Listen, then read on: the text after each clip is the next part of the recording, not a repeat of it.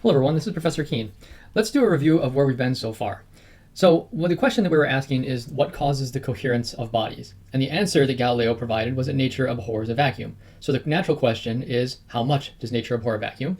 Well, he says that we need a force. We need to apply a braking force equal to the weight of a 30-foot column of water, which ends up being about 14 pounds per square inch in order to create a vacuum in a column of water. But here's the question, some materials, for instance copper, they require more force than this. So why do they hold together? What's the source of their coherence? Well, the answer is that there must be some kind of internal bonding force, like some kind of gluey substance that is able to hold these materials like copper or aluminum or stone together. Well, how does this gluey substance survive? After all, when you take a piece of copper and you heat it up so that it's red hot, it melts, right? And no kind of gluey substance could survive this kind of treatment. Well, says Galileo, perhaps there are many, many tiny vacua between the small bits of copper. And these small vacua within the materials are what gives it this added strength, the ability to hold together. So the question naturally arises, is it in fact possible to have a seemingly solid body? After all, you can't see these vacua. Is it possible to have this seemingly solid body littered internally with these minuscule vacua? And the answer that Galileo provides is yes. Even a seemingly continuous object like a line, a geometrical line, can contain a large number and perhaps even an infinite number of gaps or holes. And this is how he argues in favor of that. So let me draw a diagram here. Okay, so this is the page where he mentions this. He says on page 21, figure 2.2, this is a diagram where he describes how a rolling polygon traces out lines. And let me do this, my own version of this, to illustrate what he's talking about or to remind you what we had discussed in the last lecture. Okay, so let's suppose that we have a polygon. Draw a polygon like this. Okay, and I'm just going to label a few points on it. This is point A and point B and point C.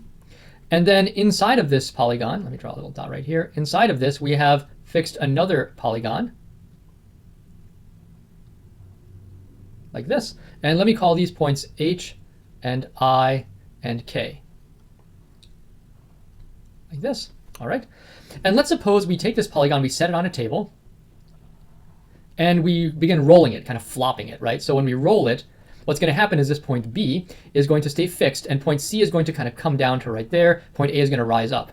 And furthermore, these points right here, this internal polygon, when this big polygon rises up on point B, point I is going to rise for a moment and then flop down. So let me go ahead and draw this after it is rolled by I guess it would be 1/6 of a turn. So this polygon is now going to be sitting, so this is kind of frame 1 and frame 2. This polygon is now going to be sitting here with point A is now up here, point B stayed in the same place, and point C flopped down, so point C is here. Okay, and then I'm going to draw this internal polygon once again, like this. Now point H is now the point up here, it was by A, and point I is right here, and point K is right here. Okay, and you continue to do this, you kind of flop it down, you roll it like that, and what's going to happen is each of these sides of the big polygon right here are going to be laid down on this line. So this line is going to be completely comprised of the periphery of this big polygon. So if I were to draw, let me go back for a moment. So point A to B, and then B to C, right here, C to D, D to E, and E to F. So if I label all the corners, there are 1, 2, 3, 4, 5, 6 sides. So this is going to be this line that's 3, 4, 5. Oops, I didn't do 6. 1, 2, 3, 4, 5. I need one more. 6, point G. So that's A, B, C, D, E, F, and then G is back to A. So this is G or A, I guess we call it. So as the big polygon rolls, it traces out this line right here. Well, what about the small polygon? Well, there's this line segment HI that was slightly shorter, so I'm going to write HI right here. And then when it rolled, this segment IK flops down over to here, IK. So here's IK. And so on. As you roll it, there's going to be these tiny line segments, or shorter line segments, you might say. There are going to be 6 of them.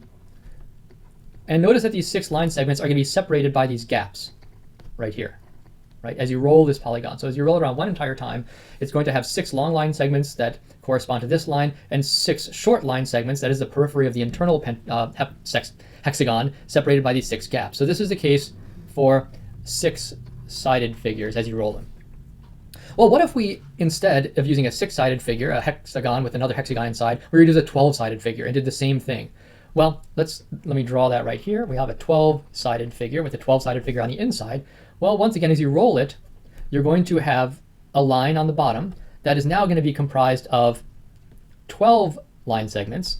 So I'm going to draw two, see if I get this right, 2 line segments, 3, 4, 5, 6, 7, 8, 9, 10, 11, 12. I think I did that right. Okay, so there's 12 line segments. And then above it, because we have a 12-sided figure on the inside, you're going to have 12 short line segments separated by 11 gaps. So just like here, we had this line right here was comprised of 6 segments plus 5 gaps. Likewise here, this line segment is comprised of 12 segments plus 11 gaps, right? And as you increase from 6-sided to 12-sided to 20-sided to 100-sided to 1,000-sided, eventually, so let me write like 1,000 sides, and I'll do that right here. This is an 1,000-sided figure. Again, the 1,000-sided figure, you're going to have almost a line. Well, you have a line of the length equal to the perimeter of the 1,000-sided object, and then above it, you're going to have another line that has 1,000 line segments separated by 999 gaps. And notice that as you increase the number of sides, these line segments, the gapped line segment and the continuous line segment, get closer and closer to the exact same length. So 1,000 sides, you're going to have the exact same length just about right here, but this line segment here is going to be consisting of 1,000 segments plus 999 gaps, right? And now notice as the number of sides approaches infinity, that is, gets larger and larger, the two lines, that is the lines that are traced out by the outer polygon and the inner polygon, the two lines become equal or very close to equal in length. But one of them, that is the upper one, the one that's traced out by the inner polygon, one of them has an infinite number of gaps on the inside of it, right? And what is a circle, says Galileo, but an infinite-sided polygon? That is the limit of a polygon with an infinite number of sides. So this is his solution, his proposed solution to the Aristotle's wheel paradox, how it is that, and I'm going to go up to this point right here, how it is that you have a circle and another circle, and you roll them so that they both go around once. The two line segments that are traced out by the periphery of the inner circle and the outer circle can have the exact same length. Well, this little one, the circumference of the circle, should be shorter than the circumference of the big one. How do they look like they're the same length? Well, this one, argues Galileo, has an infinite number of tiny gaps separating an infinite number of points, whereas this one doesn't have any gaps in it whatsoever. And then what Galileo basically argues is that, well, so why are we talking about this geometrical construction? Why is Galileo so hung up on this? What does it matter? Well, this fits into Galileo's thinking about materials. He says that materials are in fact like this. They actually contain an infinite number of atoms of 0 size, separated by an infinite number of gaps of 0 size. This is on page 24 of his text. This is Galileo's conception of materials. And while one cannot really imagine, that is, form a mental image of an infinite number of atoms and an infinite number of gaps, one can conceive of such a situation, at least mathematically. Okay, so this kind of presents us with Galileo's view of how matter is comprised. Notice this is different than our contemporary view of atomism. We today do not think of materials as being comprised of an infinite number of atoms separated by an infinite number of gaps. But we do think of materials as comprised of many atoms surrounded by gaps of finite size. In any case, maybe I'll make a couple of other comments. So certainly a line, and this is a critique, I suppose, certainly a line does have the potential to be divided into any number of parts that one wishes. But in actuality, one never actually divides a line into an infinite number of 0-sized objects. So this raises the question, so is this conception of matter that Galileo is presenting how matter is actually built up? Or does this conception exist merely in our own minds? Okay, and this is where Galileo answers that, perhaps this is just a conception that I have, but, and this is one of the main arguments that Galileo presents, he says, this picture of matter would allow us to account for the expansion of materials, for example, the expansion of gold or copper when it is heated. According to Galileo's perspective, the gold when it's heated, the heat enters these tiny gaps, these vacua, and the atoms that comprise the gold become more widely spaced, and so that is why materials expand, for example. So this can account for that kind of thing. At this point, I think it's interesting because Simplicio raises this question. This is, again, right around page, I think, 24, 25. Simplicio raises the question, are you, Galileo, really advocating for atomism? This, after all, is an idea that was held by many pagan philosophers like Democritus, Lucretius, and Epicurus. And to that, Galileo, actually it's Salviati speaking for Galileo, he says, those philosophers, in fact, denied divine providence, or they denied the existence of God, and I, Galileo, do not deny the existence of God. And so Simplicio kind of walks that back, he takes it back, and so doesn't want to press that issue any further.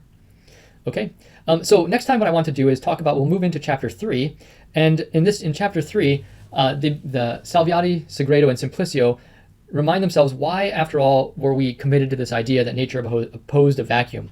We really inherited this idea from Aristotle, so why did he claim that nature does not permit a vacuum? So we'll review Aristotle's arguments of why a vacuum cannot exist before we go into the rest of the material in chapter 3.